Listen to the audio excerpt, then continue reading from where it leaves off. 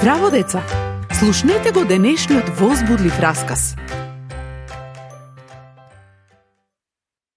Не, на овие привидно добри луѓе тоа едноставно не им се допадна.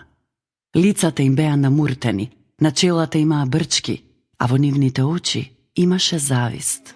Колку долго треба да го гледаме ова? Јас сум за ова, да им забраниме да зборуваат за Исус. Ако ова продолжи, наскоро сите ќе веруваат дека Бог го воскреснал Исус од мртвите. Ајде да ги затвориме водачите. Такви биле фарисеите. Се преправале дека се верници во Бог, но прво дозволиле Исус да биде распнат, а потоа сакале да ги натераат неговите сведоци да бидат тивки.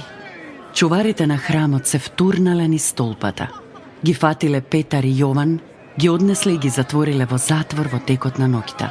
Следното утро биле сослушани. Кој ви кажа дека треба да проповедате? Како можете да правите чуда како што направивте сакатиот човек да оди?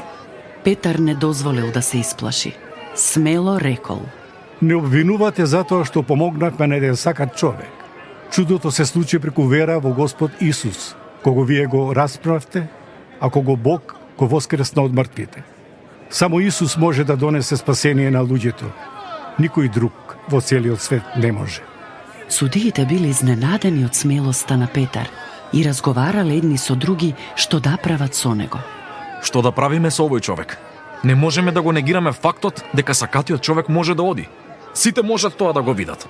Но мора да спречиме другите луѓе да слушнат за тоа. Едноставно, ќе им забраниме да зборуваат за Исус. Петар и Јован биле повторно донесени. Вам, мажи, не ви е дозволено повторно да проповедате за Исус. Дали разбирате? Очекуваме да бидете послушни на оваа заповед, воспротивно... Но Петар одговорил за себе и за Јован. Дали навистина очекувате повеќе да ви се покоруваме вам, отколку на Бог? Невозможно е за нас да молчиме.